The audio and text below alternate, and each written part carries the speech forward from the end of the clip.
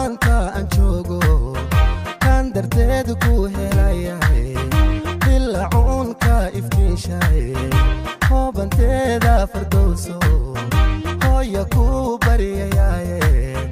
jannadii u horeeye balse hooyoy haddaanan ku helin mahadleeney halaale